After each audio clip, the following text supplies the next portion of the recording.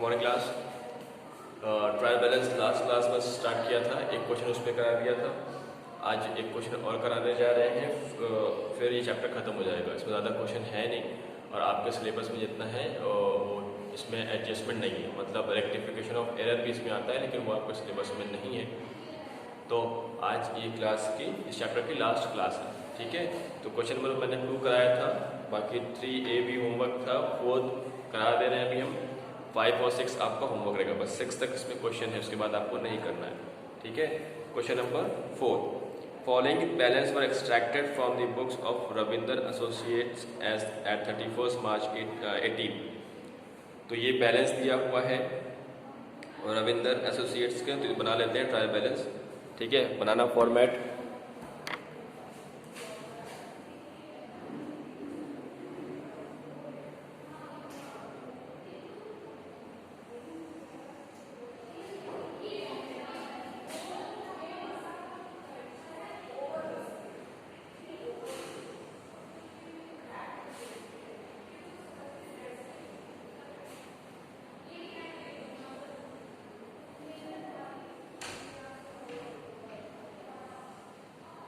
ठीक है। ये आपका फॉर्मेट। सबसे ऊपर क्या लिखना है?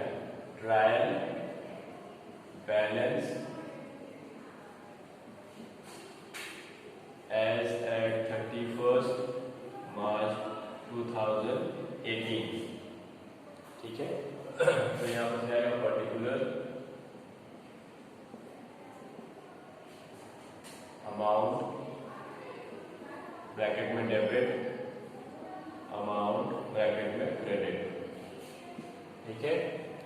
चलो करना शुरू करते हैं। सबसे पहले क्या दिया हुआ है? Sundry debtors and creditors.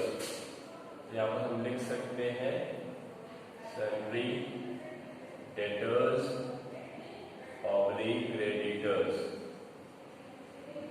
Debtors का क्या है? असेट है, तो किधर आएगा? डेबिट में। और क्रेडिटर्स मेरी लायबिलिटी है, तो कहाँ आएगा? क्रेडिट में। 4,10,000 और 80,000।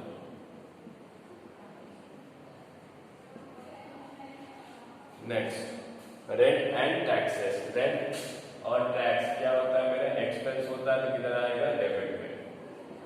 रेंट एंड टैक्सेस कितना है? 48,000। उसके बाद परचेज। परचेज इधर एक्सपेंस है, किधर आएगा? परचेज डेबिट में आएगा। ऑब्लिक सेल्स भी दिया हुआ है, ठीक है। तो सेल्स मेरी इनकम है, किधर आएगा? क्रेडिट में। तो परचेज है 34 लाख और सेल्स है मेरा 56 लाख। उसके बाद trade expense. Trade expense, expense लिखा हुआ है मतलब खर्चा है, तो किधर आएगा? डेबिट में आएगा। कितना अमाउंट है? 12,000। इसके बाद return outward and return inward. Return एक है आउटवर्ड, दूसरा है इनवर्ड। रिटर्न आउटवर्ड क्या होता है? रिटर्न आउटवर्ड मतलब रिटर्न मतलब वापस करना, आउटवर्ड मतलब मेरे पास से जाना। तो हम गुड्स वापस कब करते हैं? जब हमने खरीदा होगा तब हम वापस करेंगे। तो रिटर्न आउटवर्ड क्या होता है? परचेज रिटर्न, ठीक है। और रिटर्न इनवर्ड सेल्स रिटर्न। तो रिटर्न आउटवर्ड ये है परचेज रिटर्न। परचेज लिखा है डेबिट में, तो परचेज रिटर्न लिखा जाएगा क्रेडिट।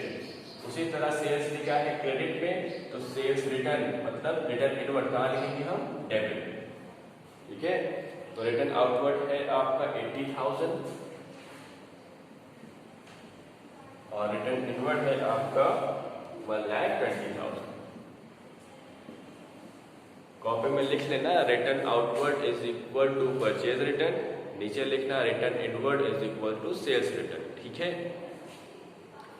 उसके बाद एक्सपेंस। एक्सपेंस नाम ही लिखा हुआ है, तो डेबिट में आएगा। कितना है? 4,000।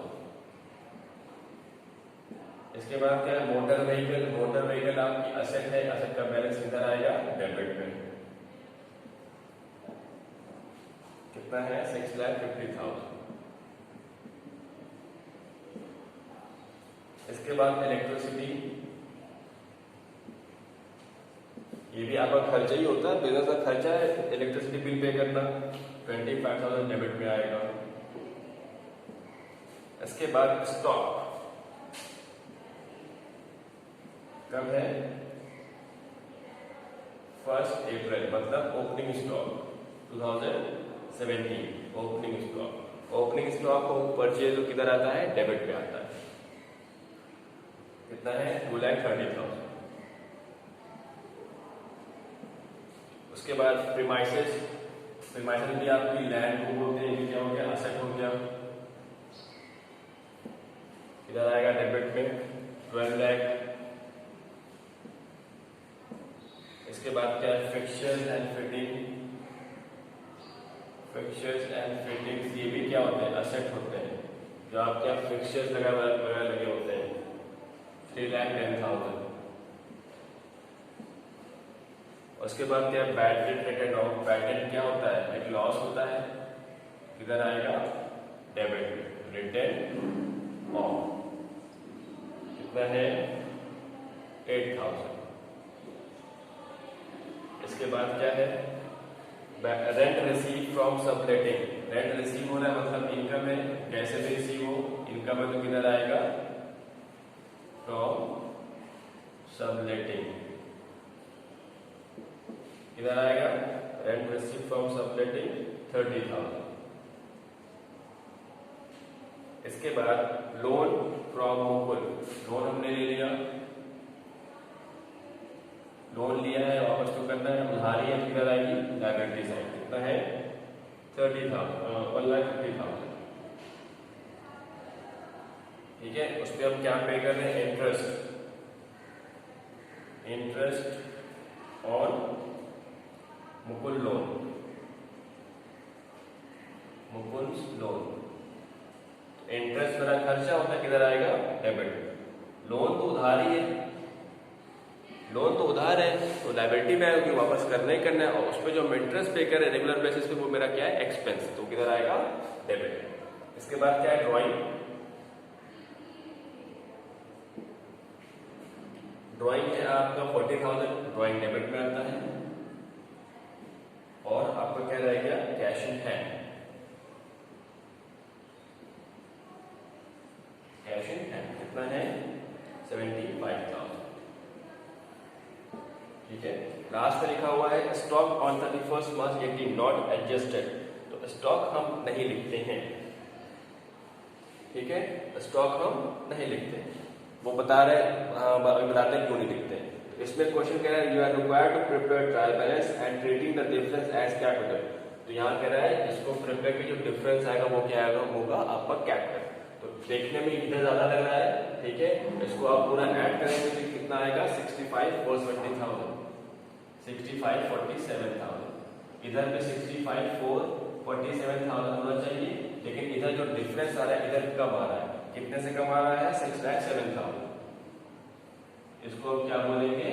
कैपिटल, क्योंकि क्वेश्चन ने बोला है ये है बैलेंसिंग फिगर।